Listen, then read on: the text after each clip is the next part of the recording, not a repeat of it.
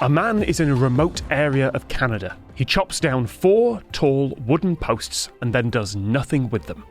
Why? One more time. A man is in a remote area of Canada. He chops down 4 tall wooden posts and then does nothing with them. Why? Everyone's got to have hobbies, Tom. I don't. This chop shaming going on this podcast is. Yeah, this is self-care. Sometimes you just have to take a breath, take a day to yourself, and chop down 4 large wooden posts. I mean, initially, my thought is if it's Canada, then I don't know whether there are any Indigenous communities there that use like totem poles, like whether the posts were totem poles potentially. So this guy's like a terrible person. And he was just like, I hate these. Get out of here. Welcome to colonial Canadian history.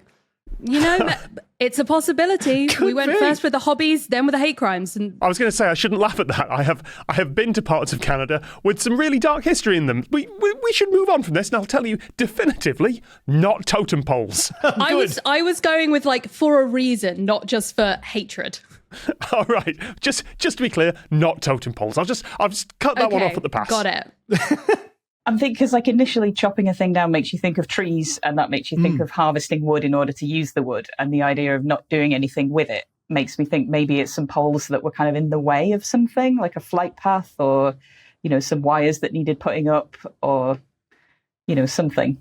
Well, when you mention like Canada and trees, the image I get is, have you seen those all the images of the border between I think it's the border between America and Canada, where just like it goes through long swaths of forest, and they have to just go and they clear it for something, like to make it, I don't know, clear who owns what tree, I guess. I'm not quite sure. I can't remember the reason, but they just chop down all the trees in this long line to be like, hey, when you pass this creepy gap in the forest, you've entered Canada.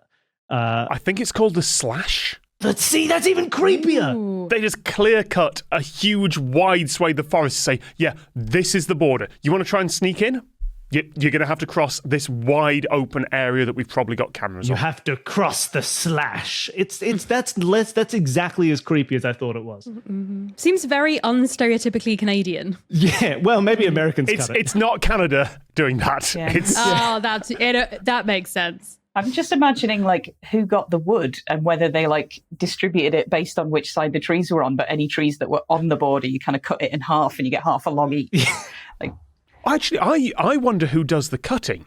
Do they have to have a Canadian company cut the Canadian side and an American company cut the American side because they can't cross? Oh, maybe. I don't know the answer to that. I'm just posing the question. And if there's a video from me coming out in a few months about that, this might be where I got the idea from.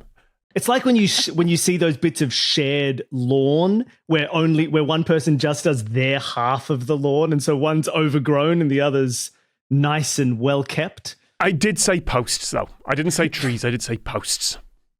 Could I ask a question? I don't know whether you're allowed to answer this with the information that you have. When you say didn't do anything with it, does that also mean like didn't move it from where it fell, or just didn't like process it into something?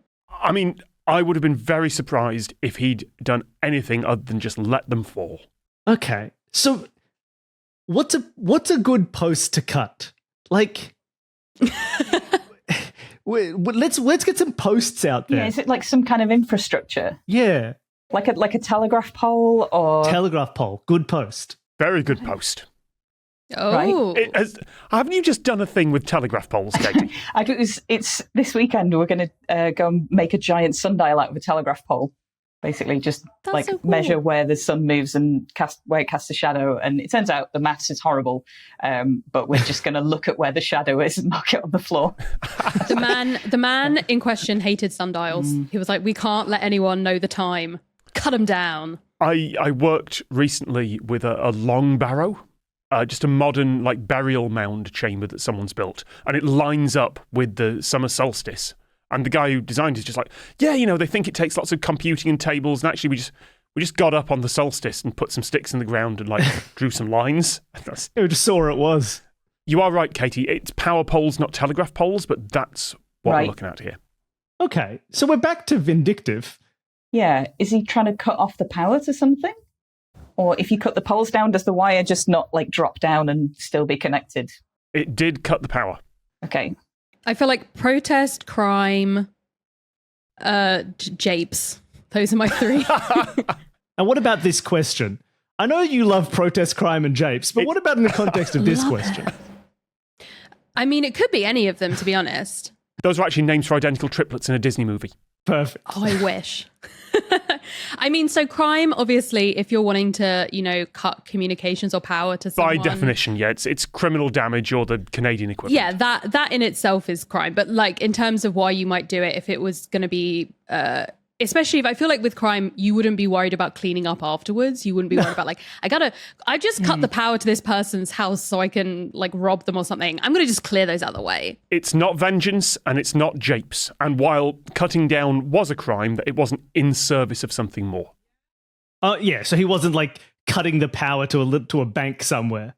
One thing that's occurred to me is I don't know if this is included in vengeance, but if there's like just a really annoying light that's just been winding up and shining in his house and he wants it to go off. Oh, one of his neighbors has one of those extreme like Christmas decorated houses.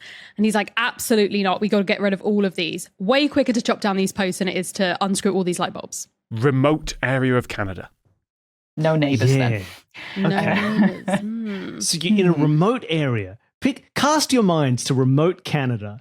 Why do you not want power? I'm imagining it, but only from episodes of Due South. Like I've not been there. So, so it's not vengeance. It's not japes. It is desperation. So there's something that's electrically powered that's doing something bad. Could it? Oh. No, maybe it's not what the power is doing, but like, is it like an SOS? Is it like the Canadian grid knows when the power is out? And if one gets knocked, they're like, one of them got knocked. If four of them get knocked out, they're like, what the heck's happening in rural Canada? And they drive up and they find the man. That's close enough. It wasn't quite that. It was cutting off power to an entire community down the line. So they had to send someone out by helicopter, spotted the lines were down, and spotted a guy going, yeah, it was me. Hello, help, please rescue me. Wow. Oh my gosh. Right. How did you end up in rural Canada? Do we know? He kept cutting people's power and they exiled him. Bad weather in northern Saskatchewan, apparently. Wow. But this used to be a thing in Australia as well. There used to be the telegraph that went across the country.